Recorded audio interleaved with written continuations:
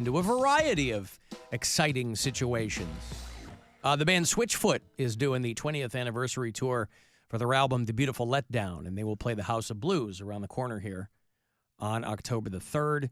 The band Ghost is debuting their feature film. It's called Right Here, Right Now. They shot a couple of nights at the Kia Forum in L.A., and they there's like a narrative story in it. Metallica tried this about 10 years ago. They did a movie called Through the Never. And it was part concert footage and part dude running around. And, let's hope that Ghost has a better time of it than Metallica did. But if you're a Ghost fan, I will have passes for you for the screening of that. Also, you want to join Bill on the Cleveland Funny Bus. He is your host this coming Wednesday. The next 2 weeks with us are sold out. You might still be able to get tickets for our bus on the 26th. And that'll be the last one for the Alan Cox Show run. You can go to funnybus.net.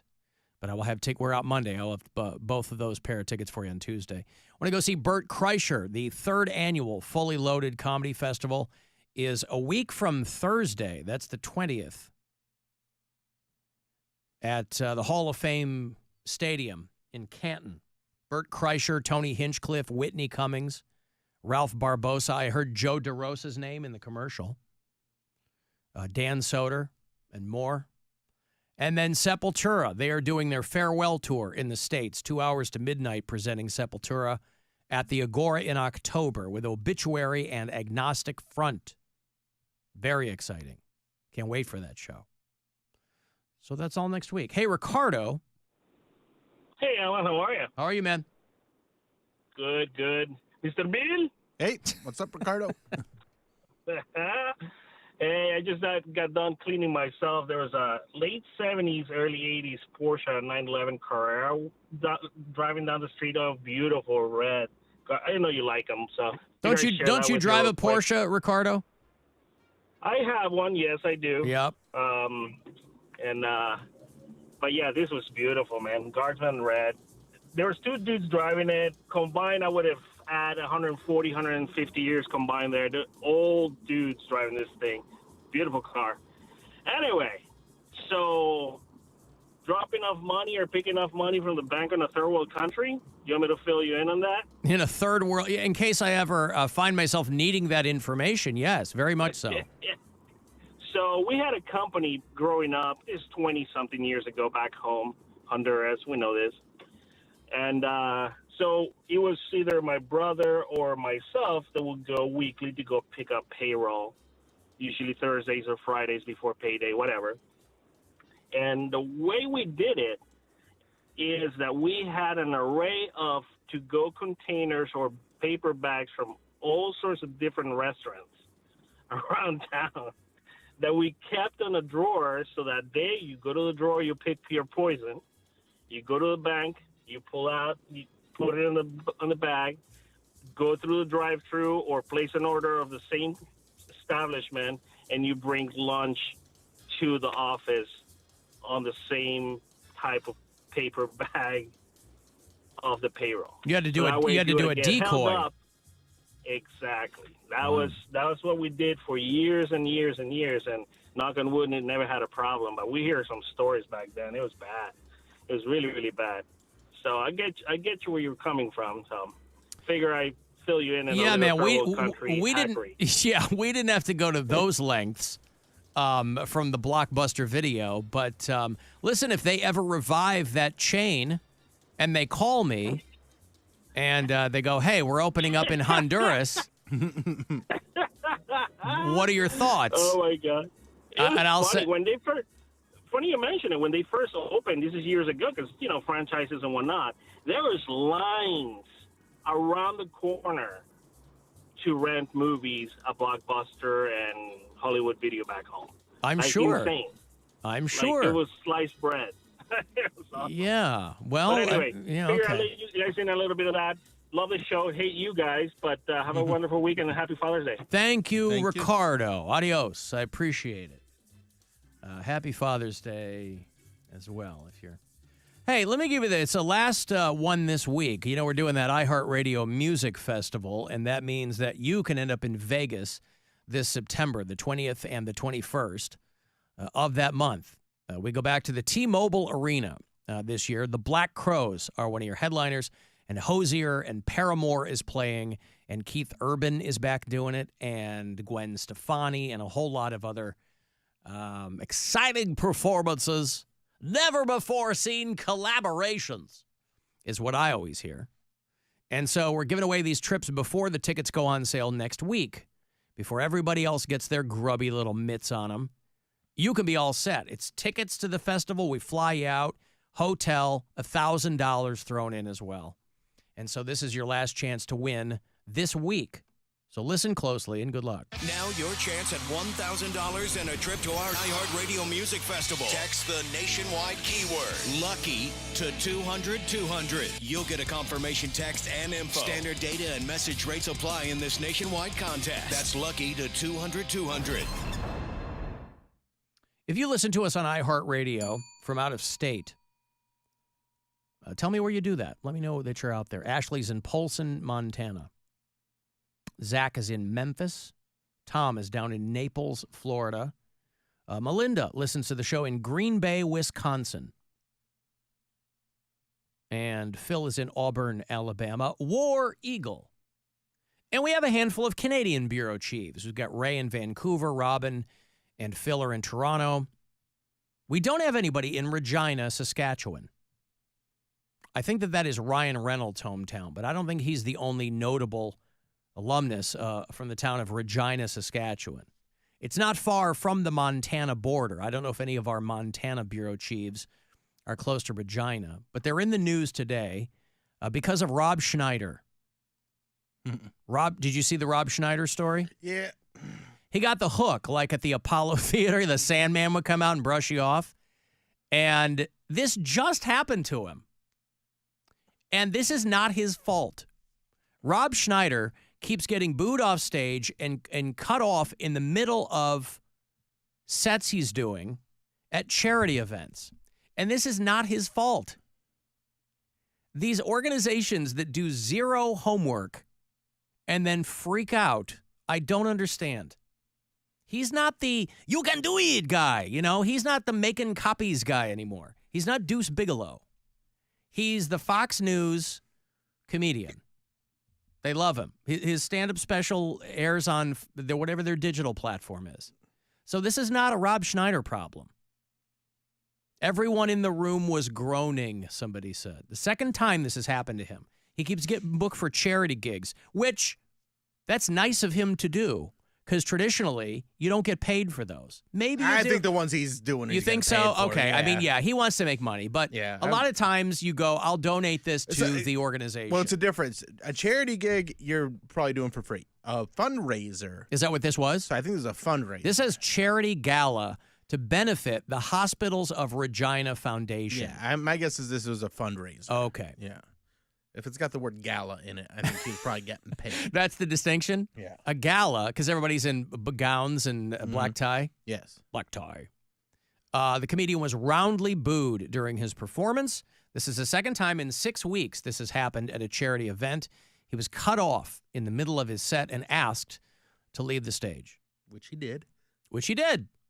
Because he's still getting paid. Guess what? You get paid all the money. Even if you know.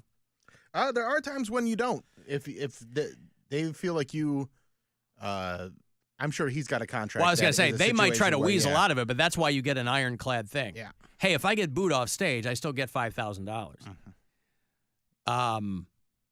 Schneider regaled the fundraiser with a routine full of anti-vax and anti-trans jokes. That's what he does. That is what he does now, yes. That's why his hour is streaming on Fox. His hour is called Woke Up in America, right? Get it? I love that woke word. After the boos and several people walking out, he was asked to leave the stage before he could finish his routine. People started whispering to themselves. No one was laughing. It was apparent how uncomfortable everybody felt. Because you figure, irrespective of what organization you're talking to, you kind of want to keep it politically neutral for these kinds of events. For these kinds of events, yeah. Trust me, there's a lot of people who are probably like laughing in their heads, right, at Rob Schneider. in a room like that, a foundation for a hospital. There's plenty of people who are, Republicans in a room like that. But I'm surprised there's not video of this.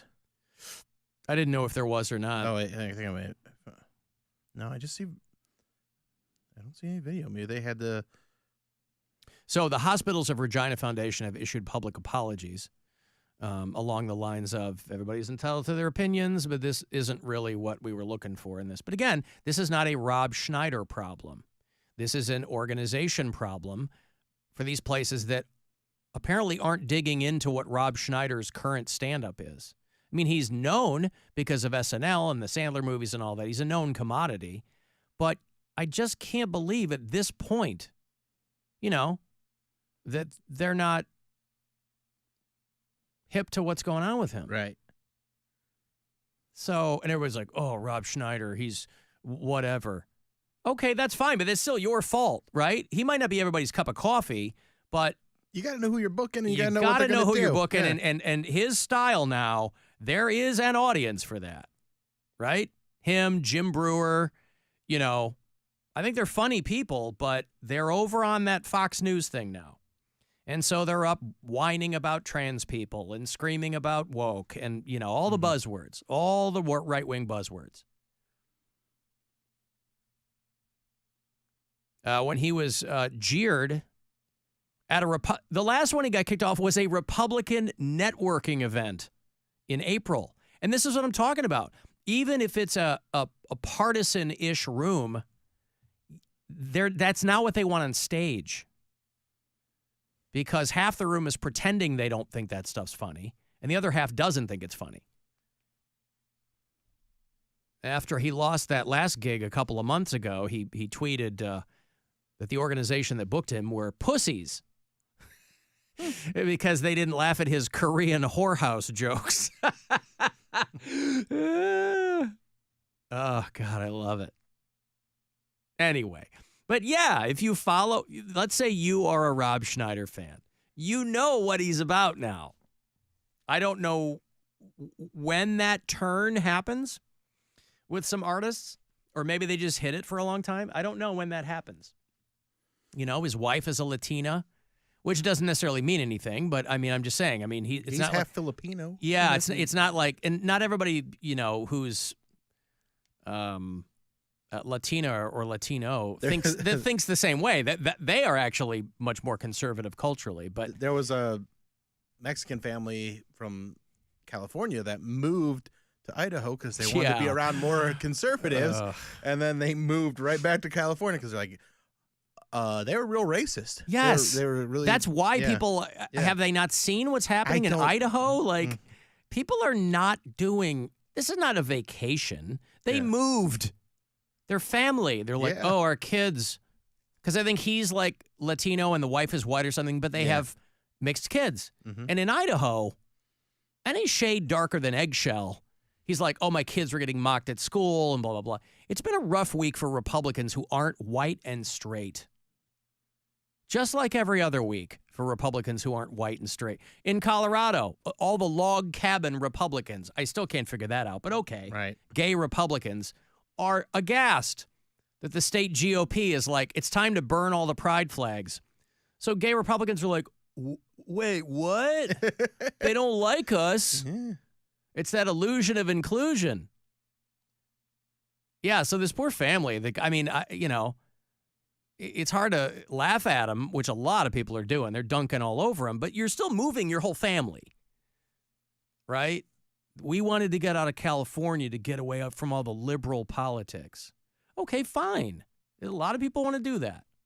A lot of people moved to Texas for the same reason, and then they got there and they go, oh my God, this is not what I'm looking for, and they went back to California. So this family who went to Idaho, they put this all over TikTok. Yeah. And, and it's the guy's got 2 little daughters. I mean, you see where they're coming from. They were living in L.A., and they moved to Idaho in 2021. And they're like, yeah, we would have had to have acted a very different way to stay in Idaho. They were there for 3 years, and they're like, we're going back home because our daughters weren't getting treated well. And so, yeah, I understand people that might have more conservative values, but that's not what people are talking about anymore. They're talking about all this dumb crap with burning pride flags and things that don't affect you at all. In places like Idaho, I mean, man, there's a lot of like white power groups and they're dug in. They're entrenched. I know we have them here, but, you know. Idaho is pretty wild. So, yeah, that whole family, they're like, we're going back to Cali. Going back to Cali. And hopefully they'll be happier. It's more expensive, but, you know, all that glitters is not gold. But if you got two little kids and you're like, yeah, we don't feel good about them here in school. All right, I got a break here.